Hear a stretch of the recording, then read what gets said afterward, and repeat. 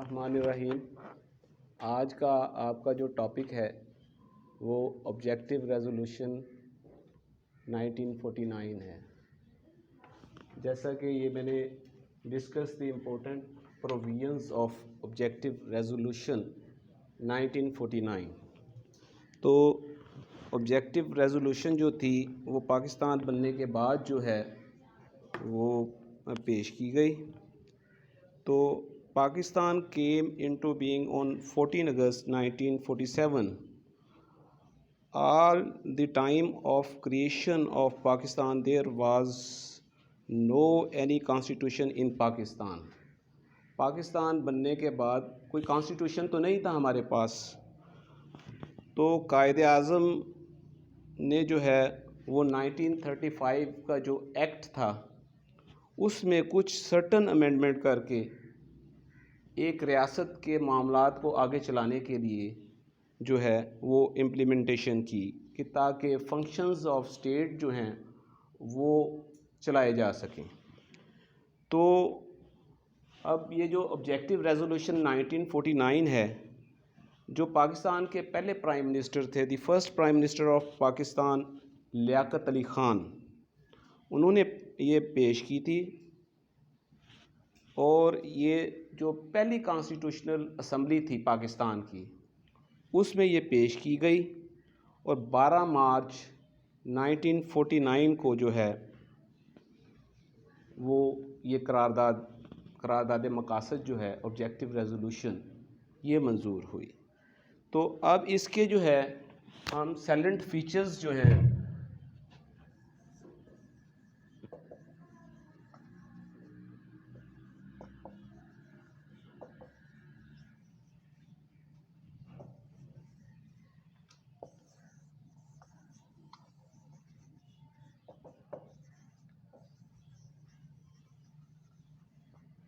सैलेंट features of objective resolution, ये heading आप note कर लें कि ये बताया जाएगा कि जो नुमायाँ खदोखाल थे ऑब्जेक्टिव रेजोल्यूशन 1949 के वो क्या थे। तो उसमें सबसे पहले जो था, जो बेसिक पॉइंट, जो सबसे इम्पोर्टेंट फीचर जो था वो नंबर 1 था कि sovereignty of Allah. First heading जो है सैलेंट फीचर्स की वो है सॉवरेनिटी ऑफ अल्लाह। इक़्तिदार आला की ज़ात अल्लाह ताला है।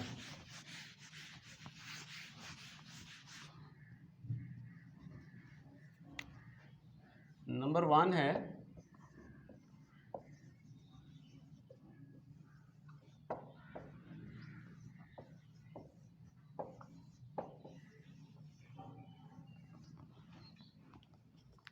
तो इसमें आप देखेंगे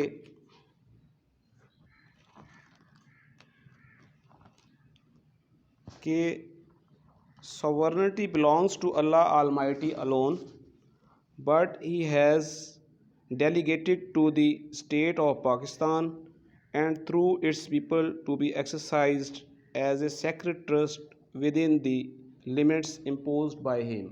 कि इक़्तिदार आला की ज़ात जो है वो अल्लाह ताला है और अल्लाह ताला ने एक अमानतन जो इख्तियारात हैं वो गवर्नमेंट को दिए हैं, जिसके तहत स्टेट ऑफ पाकिस्तान, मुमलिकत पाकिस्तान जो है उसके निज़ाम को चलाया जाएगा। तो उसमें सबसे पहले तो ये मुकद्दम था कि जी ये इक़्तिदार आला का जो है वो मालिक अल्लाह ताला की ज़ात है। ठीक है। इसमें सेकंड इम्पोर्टेंट पॉइंट था कि इस्लामिक डेमोक्रेसी।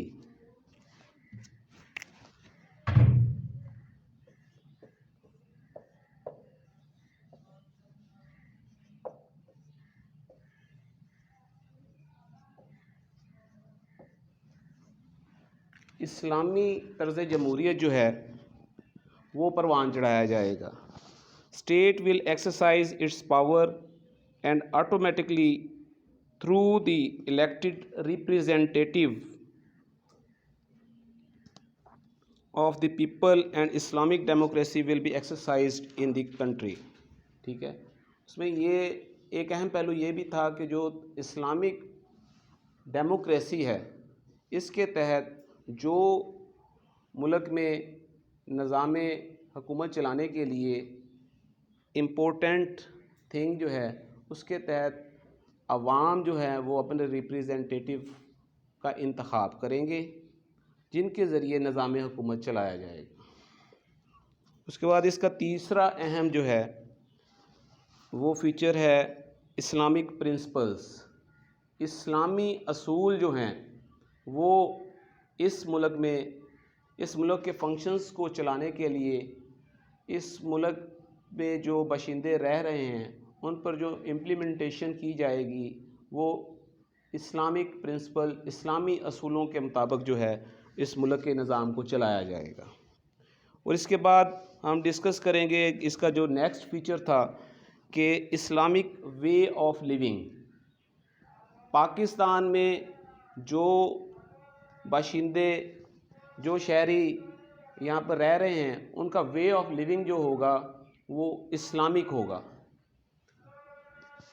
और इसके बाद नेक्स्ट इसमें है कि प्रोटेक्शन ऑफ माइनॉरिटीज़। करारदाद मकासद में ये बुनियादी मुसलमान असूल ये भी तय किया गया कि जो अक़लियतें हैं, माइनॉरिटीज़ हैं, उनके हकूक़ का तहफ़्फ़ुज़ किया जाएगा। Adequate provision shall be made for the minorities to profess, propagate and practice their religious and develop the culture and tradition। के जो पाकिस्तान में रहने वाली माइनॉरिटीज़ हैं वो अपने मज़हबी अकायद के मुताबिक अपनी जो इबादत कर सकेंगी, अपना सकाफ़त और कल्चर के मुताबिक जो है यहाँ पर ज़िंदगी गुजार सकेंगी। और करारदाद मकासद में नेक्स्ट जो इसमें हम आपको मैं इसका जो है वो है फेडरल फॉर्म ऑफ गवर्नमेंट। ये तयन भी कर दिया गया कि जो निज़ाम हुकूमत होगा वो किस तरह का होगा। फेडरल फॉर्म ऑफ गवर्नमेंट जो है वो प्रिवेल करेगी, वफाकी तर्ज़ हुकूमत जो है वो पाकिस्तान में होगा। ये करारदाद मकासद का जो एक अहम फीचर है। Pakistan shall be A federation in which provinces will enjoy autonomy with in the constitutional limits. कि हाँ, पाकिस्तान जो था 4 सूबों पर मुश्तमिल था और 4 प्रोविंसेस के ऊपर जो है वो एक फेडरेशन का तस्वर जो है वो पाकिस्तान की सूरत में है। तो सूबों को विद इन द लिमिट्स जो है वो ऑटोनॉमी बतौर ऑटोनॉमस जो है वो खुद मुख्तारी तो हासिल थी, लेकिन तर्ज़ हुकूमत जो था वो वफाकी तर्ज़ हुकूमत के तहत जो है वो मुल्क का निज़ाम चलाया जाएगा। तो इसमें नेक्स्ट जो है जो इम्पोर्टेंट फ़ीचर है करारदाद मकासद का वो है फंडामेंटल राइट्स। 7 नंबर पे मैंने आपको ये पॉइंट बता रहा हूँ कि जो फंडामेंटल राइट्स हैं, बुनियादी हकूक़ हैं, उनकी आज़ादी होगी। Fundamental rights of freedom, equality and property, expression of thought, belief, worship, association shall be guaranteed to all the citizen of Pakistan. तो इसमें जो फंडामेंटल राइट्स से मुराद ये ली जाएगी कि हर कोई जो है वो बराबरी की बुनियाद पर यहाँ पर पाकिस्तान का शहरी होगा, उसको प्रॉपर्टी में इक्वल राइट्स होंगे उसके पास। एक्सप्रेशन ऑफ थॉट, अज़हार राय जो है उसकी सोचने की आज़ादी होगी हर किसी को हमारे मुल्क में। इबादत करने की आज़ादी होगी, एसोसिएशन की आज़ादी होगी। तो ये आपके जो बेसिक राइट्स हैं, फंडामेंटल राइट्स, वो भी करारदाद मकासद का एक अहम हिस्सा थे इस मुल्क को चलाने के लिए। उसके बाद एक और अहम इम्पोर्टेंट जो फ़ीचर जो है वो उसका करारदाद मकासद में ज़िक्र किया गया, free judiciary, free and independent judiciary. Judiciary shall be independent and will work without political and economic pressure. किसी मुल्क को चलाने के लिए जो है वो एक आज़ाद अदलिया का होना ज़रूरी है। तो करारदाद मकासद में ये भी वाज़ेह कर दिया गया कि इस मुल्क में जो है एक आज़ाद और इंडिपेंडेंट जो है वो जुडिशरी जो है वो होगी, ताकि लोगों को अपने मामलात में इंसाफ मुहैया हो सके। और उसके बाद जो नेक्स्ट इम्पोर्टेंट फ़ीचर है करारदाद मकासद में, वो है नेशनल लैंग्वेज, कि हमारी जो कौमी ज़बान है उसका भी तयन कर दिया गया कि जी हमारी कौमी ज़बान जो है Urdu will be the national language of the country. करारदाद मकासद में ये बात भी वाज़ेह कर दी गई कि पाकिस्तान की जो कौमी ज़बान होगी वो उर्दू होगी, क्योंकि एक फ़ेडरेशन का तसव्वुर था।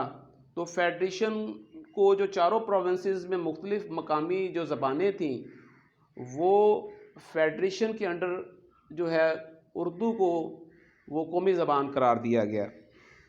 उसके बाद protection of boundaries of Pakistan, Pakistan की जो सरहदें हैं, उनकी जो बाउंड्रीज़ हैं पाकिस्तान की, उनकी प्रोटेक्शन के लिए इक़दामात उठाए जाएंगे। प्रोटेक्शन ऑफ वाटर, अब सरहदें क्या हैं, उसमें वो कहता है कि protection of water, land and air boundaries, जो एक तो ज़मीनी हक़ाइक़ हैं, जो समंदरी हक़ाइक़ हैं, जो हवा के हक़ाइक़ हैं, फ़ज़ाई मामलात हैं, ठीक है, ये सारी बाउंड्रीज़ जो हैं उनका तयन किया जाएगा। उसके बाद जो 11 नंबर पर हम फ़ीचर डिस्कस करेंगे कि सोर्स ऑफ लॉ, जो ये बहुत इम्पोर्टेंट जो है, ये हेडिंग में आपको बता रहा हूँ। It was mentioned in the objective resolution that source of law in Pakistan is holy Quran and Sunnah. No law can be formed in Pakistan which is against the holy Quran and Sunnah. कि सोर्स ऑफ लॉ क्या होगा, कानून का मंबा जो है, कानून के जो ज़राए हैं जहाँ से कानून अखज़ किए जाएंगे, जिनको मद्देनज़र रखते हुए, वो क्या चीज़ें हैं। वो दो चीज़ें बयान कर दी गई करारदाद मकासद में कि कुरान एंड सुन्ना। अगर कोई भी ऐसा कानून जो पाकिस्तान में बनाया जाएगा जो अगेंस्ट द कुरान एंड सुन्ना होगा, against the injunction of Islam होगा, ठीक है, तो वो नल एंड वाइड करार दिया जाएगा। ये भी करारदाद मकासद में कि जो कानून साजी लेजिस्लेशन की जाएगी पाकिस्तान में, वो किस तरह की जाएगी, उसका भी तयन कर दिया गया। उसके बाद डेवलपमेंट ऑफ बैकवर्ड एरियाज़, क्योंकि पाकिस्तान जो है वो न्यूली बोर्न कंट्री था, मार्ज़ वजूद में आया था, कई मुश्किलात थी, कई मामलात थे।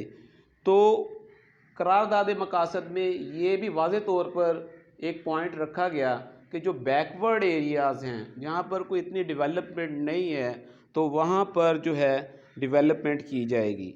It was mentioned in the objective resolution in 1949 that remote or backward areas should be developed equally to other developed areas of the country। कि जैसे कराची तो डेवलप एरिया था, लाहौर डेवलप एरिया था, तो मुल्क के जो दूसरे एरियाज़ थे उनको भी इक्वली डेवलप किया जाएगा। वहाँ के रहने वाले बाशिंदों को वही सहूलियात, वही जो है वसाइल मुहैया किए जाएंगे। तो इसमें जो नेक्स्ट था वो है कि आंसरेबल गवर्नमेंट, के गवर्नमेंट को भी इस चीज़ का पाबंद कर दिया गया कि गवर्नमेंट अपने अवाम को जवाबदेह है। कोई भी मामलात हैं तो उनमें गवर्नमेंट जो होगी वो जवाबदेह होगी कि वो स्टेट की वेलफेयर के लिए, पीपल्स की वेलफेयर के लिए, इस स्टेट में रहने वाले बाशिंदों की वेलफेयर के लिए वो क्या इक़दामात कर रही है। तो it was mentioned in the objective resolution in the Pakistan would be free and independent state, government of Pakistan would be bound to make the decision according to public opinion and answerable to the people, कि पाकिस्तान एक independent state है, यहाँ पर जो है अवाम की बेहतरी फलाह बहबूद के लिए काम किए जाएंगे और वो गवर्नमेंट यहाँ के रहने वाले बाशिंदों के हकूक़ के बारे में आंसरेबल होगी। इसके बाद जो नेक्स्ट इम्पोर्टेंट पॉइंट है कि democratic system of the government का जो डेमोक्रेटिक सिस्टम है उसका भी तयन करारदाद मकासद में किया गया कि in 1949 it was declared that democratic system of government would be establish in Pakistan according to the Islamic concepts, के जो इस्लामी कंसेप्ट्स हैं उनके मुताबिक जो है इस मुल्क का डेमोक्रेटिक सिस्टम जो है, इस गवर्नमेंट का डेमोक्रेटिक सिस्टम जो है उसको इस्टेब्लिश किया जाएगा। उनको मद्देनज़र रखते हुए, उन बुनियादी मुसलमान असूल्स को मद्देनज़र रखते हुए इस गवर्नमेंट को चलाने के लिए जो तयन किया जाएगा डेमोक्रेटिक सिस्टम का गवर्नमेंट को चलाने के लिए, जी डेमोक्रेटिक जमहूरी निज़ाम, ठीक है। डेमोक्रेसी से डेमोक्रेटिक सिस्टम, जो सियासी निज़ाम इस मुल्क में होगा, निज़ाम हुकूमत, तर्ज़ हुकूमत जो चलाया जाएगा वो किस तरह का चलाया जाएगा, वो चलाया जाएगा इस्लामिक कंसेप्ट्स को मद्देनज़र रखते हुए कि इस्लाम जो है, जैसे हमने पहले डिस्कस किया कि कुरान एंड सुन्ना सोर्स ऑफ लॉ, तो इन सब चीज़ों को मद्देनज़र रखते हुए वो किया जाएगा। तो इसमें जो नेक्स्ट है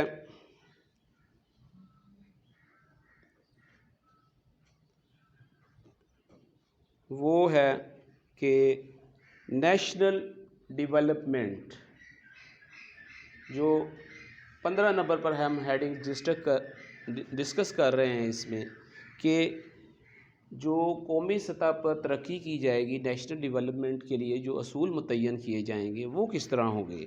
it was also declared in 1949 that the people of Pakistan would be completely independent, government should provide equal opportunities to the people for economic and social development of the people. Government will take all possible steps in its regards, कि government जो है वो अपने बाशिंदों को माशी तौर पर, माशरती तौर पर, इकनॉमिकली एंड सोशली तमाम वो वसाइल प्रोवाइड करेगी जिससे यहाँ के रहने वाले बाशिंदों की तरक्की में जो मौक़े पैदा किए जा सकें।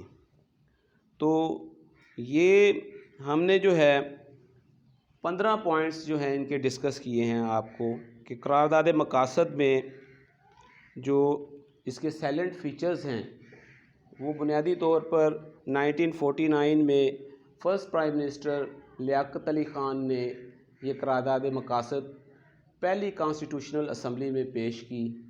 और इसके मकासद क्या थे? इसके मकासद ये थे कि एक मुल्क को किस तरह आगे लेके चलाया जाएगा। तो उसमें उन्होंने जो मेंशन किए उसमें सवर्निटी ऑफ अल्लाह, कि अल्लाह ताला इक़्तिदार आला का मालिक हैं, जो इख्तियारात हैं वो इस मुल्क के मुंतखब नुमाइंदों को अल्लाह ताला ने बतौर अमानत दिए हैं जिनको वो इस्तेमाल करेंगे। इस्लामिक डेमोक्रेसी का कंसेप्ट था करारदाद मकासद में, Islamic principles, Islamic way of living इस मुल्क में होगा। और उसके बाद प्रोटेक्शन ऑफ माइनॉरिटीज़, जो अक़लियतें थीं उनके हकूक़ का तहफ़्फ़ुज़ किया जाएगा। उसके बाद फ़ेडरल फॉर्म ऑफ गवर्नमेंट का तयन किया गया करारदाद मकासद में। फ़ंडामेंटल राइट्स जो थे उनकी बाबत गारंटी दी गई कि फ़ंडामेंटल राइट्स जो बुनियादी हकूक़ हैं उनकी प्रोटेक्शन की जाएगी। फ्री जुडिशरी जो है, इंडिपेंडेंट आज़ाद अदलिया का जो तस्वर था वो भी इसमें करारदाद मकासद में उन्होंने दिया। नेशनल लैंग्वेज का तयन किया गया कि हमारी कंट्री में जो है वो नेशनल लैंग्वेज क्या होगी। उसके बाद protection of boundaries of Pakistan, जो ज़मीनी लिमिट्स थी, जो फ़ज़ाई लिमिट्स थी, जो समंदरी हदूद थी, उनका तयन किया जाएगा। तो सोर्स ऑफ लॉ के बारे में भी तयन किया गया कि सोर्स ऑफ लॉ जो है वो कुरान एंड सुन्ना होगा। उसके बाद डेवलपमेंट ऑफ बैकवर्ड एरियाज़, जो बैकवर्ड एरियाज़ हैं उनको तकाबल करते हुए जो तरक्की याफ्ता हमारे इलाके हैं उनके बराबर उनको जो है वो लाया जाएगा। उसके बाद आंसरेबल गवर्नमेंट का तयन जो है वो भी करारदाद मकासद में किया गया कि जो मुंतखब हुकूमत है वो अपने अवाम के आगे, पीपल्स ऑफ पाकिस्तान के आगे वो जवाबदेह होगी। डेमोक्रेटिक सिस्टम ऑफ गवर्नमेंट जो है उसका तयन किया गया कि पाकिस्तान में जो है वो इस्लामिक कंसेप्ट्स को मद्देनज़र रखते हुए डेमोक्रेटिक सिस्टम जो है ऑफ गवर्नमेंट जो है उसको नाफिज किया जाएगा। उसके बाद जो नेशनल डेवलपमेंट है, ठीक है, कि यहाँ के रहने वाले जो बशिंदे हैं उनको माशरती तौर पर और उनको माशी तौर पर इकनॉमिकली इक्वल अपॉर्चुनिटीज़ प्रोवाइड की जाएंगी ताकि डेवलपमेंट के मौके हों। तो इसमें अब हम जो इसकी ऑब्जेक्टिव रेजोल्यूशन है इसकी इम्पोर्टेंस इस हवाले से डिस्कस करेंगे कि objective resolution is one of the greatest step after independence. आज़ादी के बाद ये बहुत ही बड़ा स्टेप था।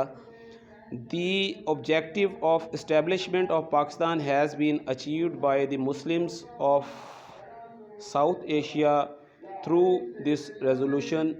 नंबर 1 तो ये इसका हो गया। The objective resolution has attained the status of चला गया। तो इस तरह जो ऑब्जेक्टिव रेजोल्यूशन थी इसने एक न्यूली बोर्न कंट्री को उसके निज़ाम हुकूमत को चलाने के लिए जो बुनियादी मुसलमा असूल्स वज़ा किए गए, क्योंकि पाकिस्तान बनने के बाद पाकिस्तान के पास कोई कॉन्स्टिट्यूशन मौजूद नहीं था।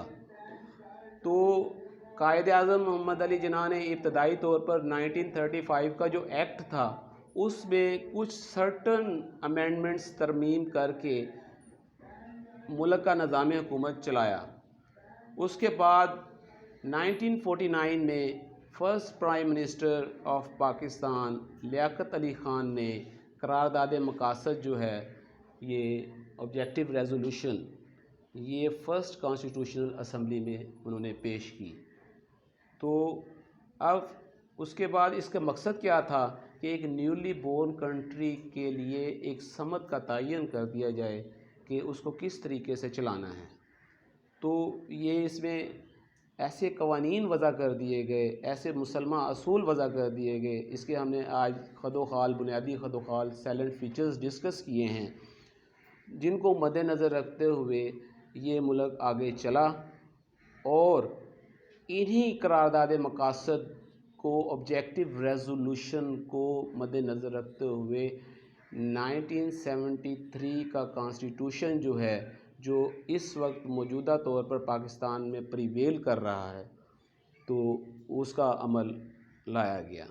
तो इसके बाद हम नेक्स्ट जो है वो फर्दर आगे डिस्कस करेंगे। आज का लेक्चर जो है वो करारदाद मकासद जो ऑब्जेक्टिव रेजोल्यूशन 1949 है उसके नुमाया साइलेंट फीचर्स जो थे उनके मुतल्लिक़ था।